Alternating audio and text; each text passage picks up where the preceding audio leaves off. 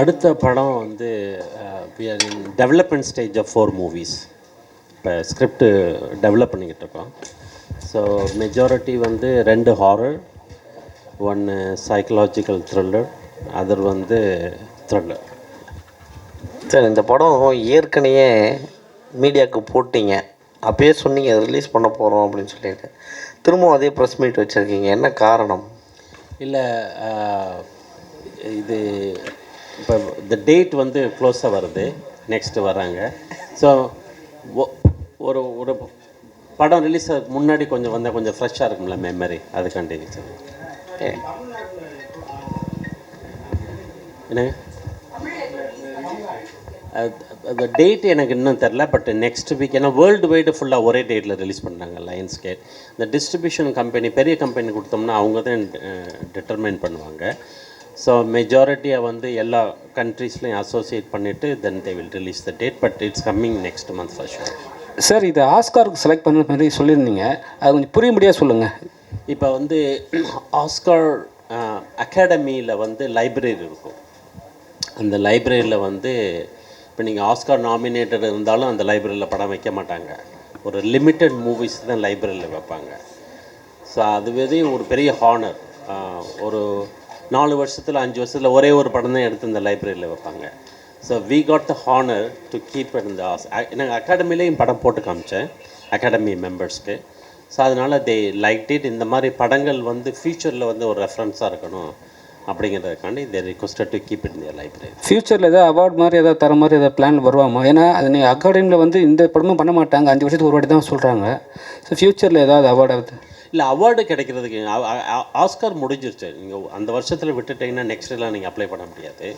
So but இந்த அகாடமியில் இருக்கிறனால இப்போ நாளைக்கு நிறைய பேர் நியூ அகாடமி மெம்பர்ஸ் வரும்போது அவங்க பார்ப்பாங்க.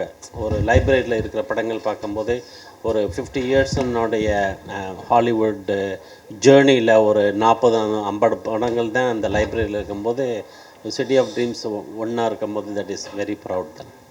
சார், இந்த மூவி அமெரிக்கா ட்ரம்ப் வரையும் போட்டுறேன்னு சொன்னீங்க, அதனால தான் கொஞ்சம் வெளியில் டாக்காக போச்சு அப்படின்னீங்க.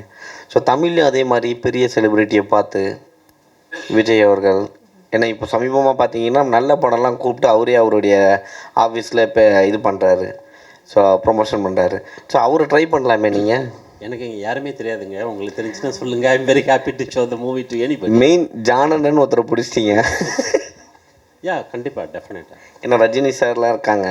ஸோ மூவி நல்ல மூவி தான், இது வந்து ஒர்த்தான மூவி தான். பட் அதை கொண்டு போகணும்ல, அதுக்கான முயற்சி தான். ஏன்னா அமெரிக்காவில் பார்த்தீங்கன்னா பிளாக் அண்ட் ஒயிட் பிரச்சனைன்னு சொன்னீங்க, பட் இங்கே பார்த்துருப்பீங்க பல பிரச்சனை வந்திருக்கும் உங்களுக்கு. ஸோ அதை சமாளிக்கிறதுக்கே உங்களுக்கு முடியாது. பட் அப்படி இருக்கும்போது இந்த மாதிரியான அங்கே என்ன கையாண்டிங்களோ அதையே இங்கே பண்ணால் கொஞ்சம் ஈஸியாக இருக்குமோ அப்படின்னு சொல்ல வரேன். இல்லை, பண்ணலாம். நான் வந்து அங்கே வந்து நான் இருந்தனால இட் வாஸ் எவ்ரிடே நான் போய் பார்த்து இது பண்ணி கொண்டு வந்தேன். இப்போ நான் இங்கே வந்து I cannot be here for another 5 months. அப்படி இந்த மாதிரி எக்ஸ்டர்னல் யாராவது ஹெல்ப் பண்ணால் I'm love to show the movie to people, definitely. So இந்த மூவிக்கு அடுத்தது வேறு யாராவது வெளியில் இங்கே தமிழ் டைரக்டர்ஸ் அப்ரோச் ஏதாவது வந்திருக்கா, கதைகள் வருதா, நீங்கள் பண்ணுறதுக்கு தயாராக இருக்கீங்களா? மித்ரன் இல்லை, மித்ரன் சார் ஓகே, அவரை தாண்டி வெளியிலேருந்து அப்புறம் நீங்கள் ஸ்டோரி கேட்கறதுக்கு ரெடியாக இருக்கீங்களா அப்படின்னு கேட்குறோம். இல்லை, ஸ்டோரி வந்து the process in Hollywood is very different. ஸ்டோரியை நாங்கள் கேட்க மாட்டோம், இட்ஸ் ஆல் ஸ்கிரிப்ட். இப்போ ஸ்கிரிப்ட் வரும், ஸ்கிரிப்ட் இப்போ வந்து I have a creative team. அவங்க படிச்சுட்டு if it is recommended then I will read the script. Then if I read multiple times then okay this is the script I am going to do, I will do. அந்த மாதிரி ஒரு குவாலிட்டியான பண்ணக்கூடிய ஸ்கிரிப்டுக்கு கிடச்சிச்சுன்னா கண்டிப்பாக டெஃபினட்டாக பண்ணுவோம்.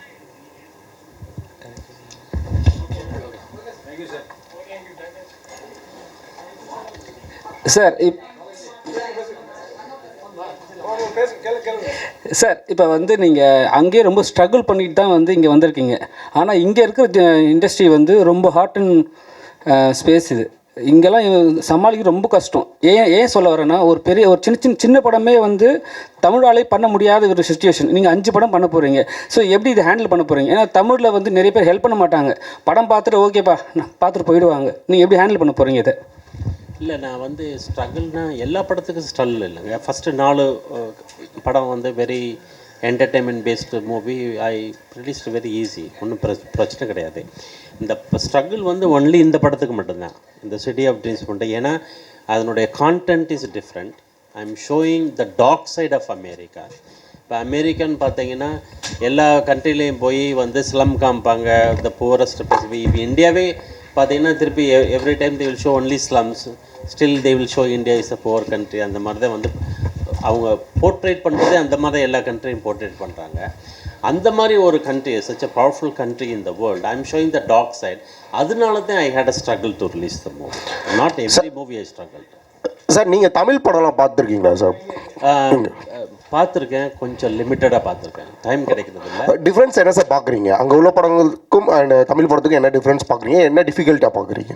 டிஃப்ரென்ஸ் வந்து என்னை பொறுத்த வரைக்கும் it's my you know my perspective. படங்கள் வந்து நிறைய டீவியேஷன் இருக்குது இங்கே, நிறைய சென்டிமெண்ட்டு. ஏன்னா இங்கே அதுதான் ஒர்க் ஆகுதுங்கிறாங்க. ஒரு டெம்ப்ளேட்டாக இருக்கும் இங்கே படம். ஒரு ஸ்டோரி ஸ்டெல்லிங், ஒரு கேரக்டர் ஓரியன்ட் அப்படிங்கிறது ஹாலிவுட்டில் நிறையா இருக்குது. இப்போ நிறைய படங்கள் பார்த்தீங்கன்னா ஹாலிவுட்டில் பார்த்தீங்கன்னா கேரக்டர் ட்ரிவன். அதே மாதிரி ஆக்டர்ஸ் போகும்போது I like to do this character அப்படின்னு தான் சொல்லுவாங்க. இப்போ நம்ம ஒரு ஸ்கிரிப்டாக போகிறோம், ஒரு 5 கேரக்டர்ஸ்னால் people come and tell that I want to do this character, I want to do that character. I think that is the டிஃப்ரென்ஸ்னு நினைக்கிறேன். இப்போ நிறைய வந்து இங்கே வந்து அந்த கமர்ஷியல் ஆஸ்பெக்ட் அப்படி வேணும் அப்படிங்குவாங்க. பட் நாங்கள் ஹாலிவுட்டில் அதெல்லாம் பார்க்குறது கமர்ஷியல் ஆஸ்பெக்ட். ஒரு நல்ல படம் எடுத்தால் that is a commercial movie. You don't have to ஒரு இன்கார்பரேட் பண்ணி திணிக்கணும் அப்படிங்கிற ஒரு ஃபைட்டு வேணும், ஒரு சாங் வேணும், ஒரு காமெடி ட்ராக் வேணும், இல்லாட்டி ஒரு அம்மா சென்டிமெண்ட், இது ஒரு டெம்ப்ளேட் இருக்குல்ல, அது அங்கே கிடையாது. ஒரு நல்ல படம் எடுக்கிறீங்க, அதில் இருந்துச்சுன்னா இருக்கும், இல்லைன்னா இல்லை. That's all. அதே மாதிரி அங்கே வந்து டிஃப்ரெண்ட் ஜான்ரா ஃபேன்ஸே இருக்காங்க. இப்போ நீங்கள் ஹாரர் படம் எடுத்துகிட்டா ஹாரருக்குன்னு ஒரு ஃபேன்ஸ் இருப்பாங்க, அவங்க படம் பார்ப்பாங்க. த்ரில்லர், ட்ராமா, யாரை பற்றி குறை சொல்கிறது கிடையாதுல்ல. ஒரு ட்ராமா எடுத்தால் ட்ராமாவே எல்லாம் எடுக்கணும் கிடையாது. ஏன்னா you have a different mind set. ஒரு நாளைக்கு வந்து நீங்கள் வந்து you will be happy, you want to see some good movie, இல்லாட்டி ஒரு எமோஷ்னல் மூவி இருந்துச்சுன்னா you will watch the emotional movie. So அதனால் வந்து படம் வந்து டிஃப்ரெண்ட் கேட்டகரியில் எடுக்கலாம், அதை குறை சொல்ல முடியாது. But you don't have to like ஒரு திணிச்சு எடுக்கணும்னு அவசியம் கிடையாதுன்னு நான் நினைக்கிறேன். ஸோ அப்போ தமிழ் சினிமா என்ன அப்டேட் ஆகணும்னு நினைக்கிறீங்களா சார்? அது நான் சொல்ல முடியாது. ஏன்னா I'm not here, I'm not directing, I'm not making any movie. அது update, I'm not telling to update, but I don't know, I'm not the right person to answer for that. நீங்கள் difference கேட்டதுனால எனக்கு தெரிஞ்ச difference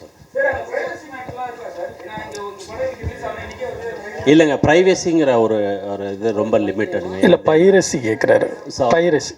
piracy is very limited. ஏன்னா law is very strict, they charge you very heavily. அதனால் அது பண்ணுறது கிடையாது. So ஒவ்வொருத்தராக கேளுங்க ப்ளீஸ். அமெரிக்காவோட டார்க் சைடை காட்டின மாதிரி தான் இந்த கண்டென்ட் இருக்கு அப்படின்னு சொன்னீங்க. பட் ஆனால் இதே மாதிரி ஒரு சில படங்கள் அமெரிக்காவில் ரிலீஸ் ஆகிருக்கு சார், ஹாலிவுட் படத்தில் இருக்கு. குவென்டின் டாரண்டினோட படம் வந்து once upon a time in ஹாலிவுட்டுமே அமெரிக்காவோட டார்க் சைடை காட்டுற அது டார்க் சைட் கிடையாதுங்க, அது பேஸ்ட் ஆன் ட்ரூ ஸ்டோரி. நடக்கிற ஒரு விஷயத்தை மறைமுகமாக காட்டின மாதிரி தான் அந்த படத்தில். இல்லை அது படமே வந்து அவங்க பேக்ரவுண்டை எடுத்துக்கிட்டாங்க. அந்த சார்லி மேன்சனுடைய கொலை வந்து பேக்ரவுண்டை எடுத்துக்கிட்டு அவர் கமர்ஷியலாக படம் பண்ணார். அந்த கிளைமேக்ஸ் பார்த்தீங்கன்னா ஆக்சுவலாக அது அந்த மாதிரி நடக்கலை. அந்த மாதிரி ஏதாவது சேஞ்ச் பண்ணியிருந்தா இந்த படம் இந்த பிரச்சனை இல்லாமல் ரிலீஸ் ஆகிருக்கும்னு நினைக்கிறீங்க? இல்லை அப்படி கிடையாது, இதில் சேஞ்சே பண்ண முடியாது. நான் ஐம் டெல்லிங் தட் இன்னமும் இப்போ நீங்கள் படம் பார்த்தீங்கன்னா தெரியும், I put a lot of clips end of the movie, still happening அப்படிங்கிறத நாங்கள் ஹைலைட் பண்ணுறோம். இது வந்து மெட்ரோன் கேஎஃப்சி இந்த மாதிரி கூப்பிட்டு போய் அவங்க ஆட்கள் இது பண்ணாங்க. இந்த சைடுலேருந்து உங்களுக்கு ஏதாவது எதிர்ப்புகள் வந்தது, நிறைய வந்தது. ஏன்னா I got a lot of threatening, lot of people said I'm going to sue you, I'll put you in jail. இப்படி நிறைய த்ரெட்ஸ் வந்தது. படம் ரிலீஸ் பண்ணக்கூடாதுன்னு அவங்க சொன்னாங்களா, இல்லை நீங்கள் ஏன் எங்களை இது மாதிரி காமிக்கிறீங்க, நீங்கள் ஏன் இந்த மாதிரி காமிக்கிறீங்க அப்படின்னு கேள்வி கேட்டாங்க. எடுத்துருக்கீங்க? ஆமாம், அதனால தான் அந்த எண்டு கிளிப்ஸு அதெல்லாம் நியூஸ் தானே, நான் எதுவும் சொல்லலையே, நியூஸில் ஏற்கனவே வந்தது தானே நான் போட்டேன். குறிப்பிட்டு இந்த கம்பெனியில் இன்னமும் இப்படி பண்ணுறாங்கன்னா எந்த கம்பெனியை சொல்லுவீங்க? எல்லாருமே நிறையா இருக்குது. இப்போ ஒரு நீங்கள் asked a very valid question. இப்போ எப்படின்னா ஒவ்வொரு கம்பெனியும் வந்து they'll go to third party vendors, அவங்க தான் இந்த மாதிரி பண்ணுறாங்க. பட் சில மெஜாரிட்டி ஆஃப் த கம்பெனிக்கு தெரியும் அவங்க என்ன பண்ணுறாங்கன்னு, சில கம்பெனிக்கு தெரியாத அவங்க என்ன பண்ணுறாங்கன்னு. இப்போ for example Walmart is very against this child trafficking. அப்போ வால்மார்ட்டுக்கு வந்து இப்போ வால்மார்ட்டில் இந்த மாதிரி நடக்குது அப்படின்னு நியூஸ் வரும்போது வால்மார்ட்டுக்கு தான் கெட்ட பேர். ஆனால் வால்மார்ட் வந்து ஒரு வேறு யாருக்காவது ஒரு தேர்ட் பார்ட்டி வெண்டர் கொடுத்துருப்பாங்க, அவங்க பண்ணுவாங்க. But Walmart immediately take action. இந்த படத்தினுடைய ஒரு பேசிக் கான்டென்ட்டே வந்து we are urging to have a law protected. இப்போ ஒரு தேர்ட் பார்ட்டி வெண்டர் அந்த மாதிரி பண்ணாங்கன்னா the company should be responsible அப்படிங்கிறத இது பண்ணி தான் எம்ஃபசைஸ் பண்ணி தான் நாங்கள் படமே எடுத்தோம். இப்போ சில கம்பெனிகள் வந்து they are against, நிறைய கம்பெனிகள் அதை கண்டுக்காமல் விட்ருவாங்க. மெஜாரிட்டி வந்து they know, பட் அவங்க எதுவும் பண்ணுறது கிடையாது. ஏன்னா அவங்க they are getting cheap labor. அமெரிக்காவில் வந்து பிளாக் அண்ட் ஒயிட்டுக்கும் பிரச்சனை ஸ்டார்டிங்காக சொன்னார். இப்போ இந்தியனாக போய் படம் எடுத்துருக்கீங்க, அந்த இருக்கும் என்ன ரெஸ்பான்ஸ் பண்ணியிருக்காங்க? Everybody liked it. எந்த மாதிரியான ஃப்ரீடம்லாம் கொடுத்துருக்காங்க, இல்லை அந்த பிளாக் மாதிரியே தான் நம்மளே ட்ரீட் பண்ணுறாங்களா? சரி, அது படம் அதான் சொல்கிறேன்ல, படம் எடுத்து கொண்டு வர வரைக்கும் தான் எனக்கு ஸ்ட்ரகிள் இருந்தது. படம் வந்தவுடனே everybody liked it, everybody appreciated. இந்த மாதிரி ஒரு போல்டு டாபிக், இட்ஸ் வெரி அதுக்கப்புறம் it's very different, totally different. Thank you உங்கள் எல்லாருக்கும் பிரசன்ட் மீடியா ஸ்பெஷல் தேங்க்ஸ். நீங்கள் நல்ல நல்ல படம்